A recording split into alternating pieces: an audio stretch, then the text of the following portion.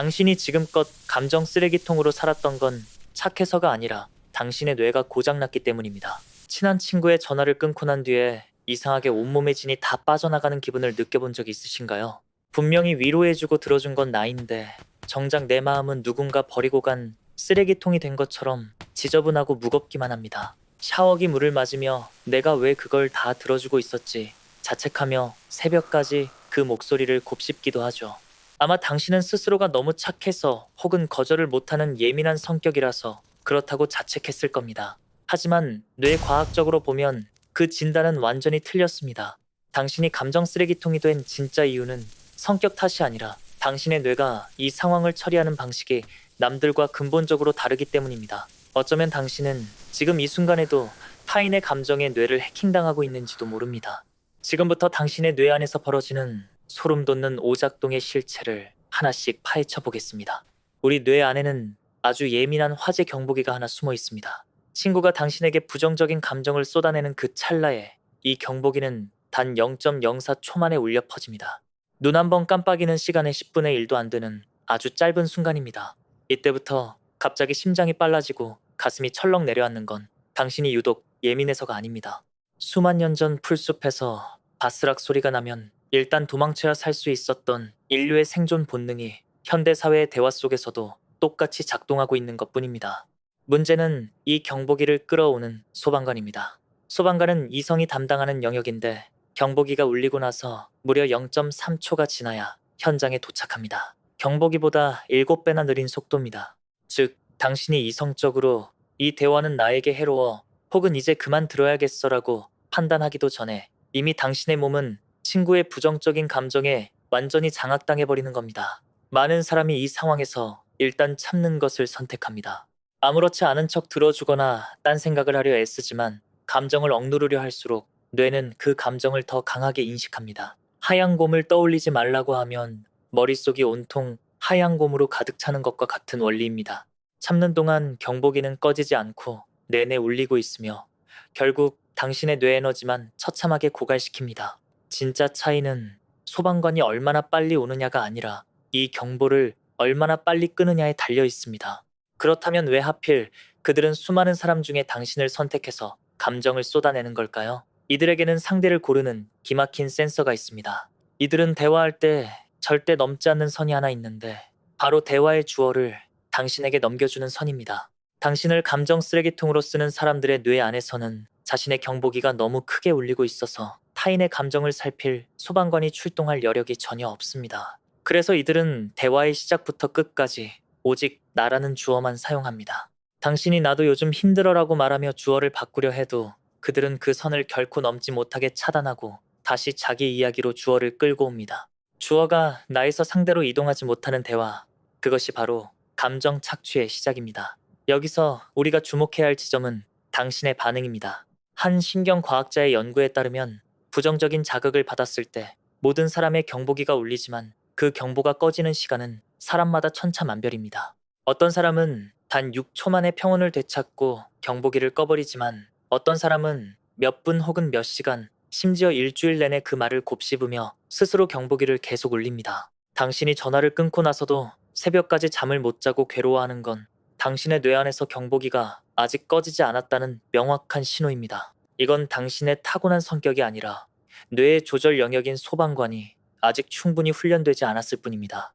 다행히 2024년 연구에 따르면 감정을 만들어내는 영역과 조절하는 영역은 물리적으로 분리되어 있어 소방관만 따로 훈련하는 것이 가능합니다. 이제 우리는 이 소방관의 장비를 최신형으로 업그레이드해서 당신의 뇌를 보호하는 구체적인 방법을 알아야 합니다. 이 굴레에서 벗어나는 첫 번째 훈련은 감정에 아주 구체적인 이름을 붙이는 것입니다. 친구가 감정을 쏟아낼 때 속으로 단순히 짜증난다고만 생각하지 마세요. 그건 소방관에게 어디선가 불이 났어 라고만 소리치는 것과 같습니다. 소방관은 불이 어디서 났는지 어떤 종류의 불인지 알아야 적절한 장비를 챙겨서 출동할 수 있습니다. 대신 한 발짝 더 깊게 들어가 보세요. 지금 이건 친구의 무례함에 대한 불쾌함인가? 아니면 내 소중한 시간을 존중받지 못한 것에 대한 억울함인가? 혹은 이 관계가 망가질까봐 두려워하는 불안함인가? 이렇게 감정에 아주 세밀한 이름을 붙이는 순간 뇌는 경보기 모드에서 분석 모드로 즉각 전환되며 소방관의 스위치가 켜집니다. 실제로 감정 단어를 다양하게 구분해서 쓸수록 뇌의 조절 영역이 강하게 작동하여 경보기의 활성이 눈에 띄게 줄어든다는 것이 과학적으로 확인되었습니다. 이름을 붙이는 단순한 행위가 소방관의 장비를 최신형으로 업그레이드하는 셈입니다. 이름 붙이기로 소방관의 장비를 챙겼다면 이제는 불길 속에서 당신을 완전히 떼어놓을 차례입니다.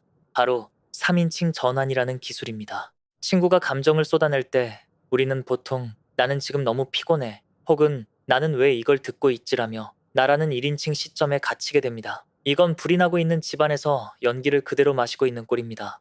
이때 시점을 천장 위로 옮겨보세요. 나라는 주어 대신 철수나 영희처럼 자신의 이름을 직접 불러보는 겁니다. 지금 지수가 감정 착취를 당하고 있네. 혹은 지수가 친구의 무례함 때문에 에너지를 뺏기고 있구나 라고 관찰자 시점에서 중얼거려 보세요. 미시간 대학 연구팀에 따르면 자기 이름을 불러가며 상황을 객관화하는 것만으로도 뇌의 감정 영역 활성도가 즉각적으로 떨어집니다. 당신의 뇌가 내 일이 아니라 남의 일을 분석하는 모드로 바뀌기 때문입니다. 이걸 더 효과적으로 하려면 심리적 줌아웃을 시도해보세요. 지금 이 짜증나는 통화 장면을 한 편의 영화라고 상상하는 겁니다. 화면 속에는 두 사람이 있습니다. 한 명은 입을 쉬지 않고 움직이며 쓰레기를 던지고 있고 다른 한 명은 그걸 멍하니 다 맡고 있습니다. 이렇게 화면 밖 관찰자가 되는 순간 당신의 소방관은 냉정해집니다. 저 사람은 왜 저렇게 자기 얘기만 하지? 자존감이 낮아서 타인의 확인이 필요한 상태구나라며 상대를 분석할 여유가 생깁니다. 상대가 던지는 감정의 쓰레기가 당신의 가슴에 꽂히는 게 아니라 당신이 쳐둔 3인칭 유리벽에 부딪혀 바닥으로 떨어지는 걸 시각화하세요. 당신은 그저 그 풍경을 지켜보는 관찰자일 뿐입니다. 하지만 여기서 한 가지 소름 돋는 사실이 있습니다. 당신이 아무리 머리로 유리벽을 치려고 해도 우리 몸은 이미 전쟁터에 나간 군인처럼 반응하고 있다는 점입니다. 상대가 숨도 안 쉬고 말을 쏟아내는데 어떻게 시점을 바꾸고 이름을 붙이냐고 억울해하실 수도 있습니다. 실제로 감정 착취를 당하는 순간 우리 뇌는 이성적인 사고를 담당하는 전두엽으로 가는 혈류를 차단해버립니다. 즉, 당신이 아무리 노력해도 뇌가 물리적으로 생각할 수 없는 상태를 만들어버리는 겁니다. 이 지독한 굴레를 끊어내기 위해서는 뇌를 강제로 멈추게 할 물리적인 버튼이 필요합니다. 당신의 의지력보다 훨씬 강력하고 빠른 우리 몸의 생물학적 스위치를 켜야만 합니다. 지금 당장 당신의 몸을 지배하고 있는 이 공포 반응을 강제로 종료시키지 못하면 당신의 뇌는 영원히 타인의 감정 쓰레기통으로 남게 될 것입니다. 그 버튼은 바로 당신의 숨 속에 숨겨져 있습니다. 바로 날숨의 과학입니다. 우리가 숨을 들이마실 때는 교감신경이 활성화되어 전투 모드가 되지만 내뱉을 때는 부교감신경이 활성화되며 심박수가 즉각적으로 떨어집니다. 2024년 최신 연구는 이 단순한 원리가 뇌의 경보기를 강제로 종료시키는 유일한 물리적 스위치라고 말합니다. 방법은 소름 돋을 정도로 간단합니다. 코로 4초간 숨을 들이마시고 7초간 참은 뒤 입으로 8초간 아주 천천히 내뱉는 겁니다. 핵심은 들이마시는 시간보다 내뱉는 시간을 2배 이상 길게 가져가는 것입니다. 입술을 작게 오므리고 빨대를 부는 것처럼 가늘고 길게 내뱉으세요. 이때 우리 뇌는 엄청난 착각에 빠집니다. 숨을 이렇게 길게 내뱉는 걸 보니 지금 화재 상황이 아닌가 보네 하고 말이죠. 억지로 울리던 경보기를 물리적으로 강제 종료시키는 순간입니다. 놀라운 건 당신이 이 호흡을 하는 동안 친구는 절대 눈치채지 못한다는 점입니다. 친구는 여전히 자기 비극에 취해 말을 쏟아내고 있겠지만 당신은 그 소음 속에서 당신만의 완벽한 정적을 만들어내고 있는 겁니다. 긴 날숨은 당신의 뇌에 나는 지금 안전하다라는 강력한 신호를 보냅니다. 이 안전 신호가 확보되어야만 비로소 앞서 배운 3인칭 전환과 감정 이름 붙이기가 가능해집니다. 순서가 중요합니다. 호흡으로 몸을 먼저 진정시켜야 소방관이 사고를 칠 여유가 생깁니다. 친구가 너 내 말 듣고 있어라고 물을까봐 겁나시나요? 걱정 마세요. 8초간 숨을 내뱉으며 고개만 까딱여줘도 친구는 당신이 자기 말에 깊이 공감하며 경청하고 있다고 착각할 겁니다. 사실 당신은 그 시간을 이용해 당신의 뇌를 완전히 업데이트하고 있는데 말이죠. 이제 당신은 방어막을 쳤습니다. 하지만 방어만으로는 부족합니다. 이제는 관계의 주도권을 완전히 뒤집어 엎을 차례입니다. 이제 당신은 나를 지키는 완벽한 방패와 창을 모두 가졌습니다. 호흡으로 뇌를 진정시키고 3인칭 시점으로 유리벽을 치며 감정의 이름을 붙여 소방관을 출동시키세요. 이 세 가지가 당장의 불을 끄는 소화기라면 주어 교체와 작은 불편함에 노출되는 연습은 불이 나지 않게 하는 근본적인 체질 개선입니다. 누군가 당신에게 감정을 쏟아붓는 건 당신이 가치 없어서가 아닙니다.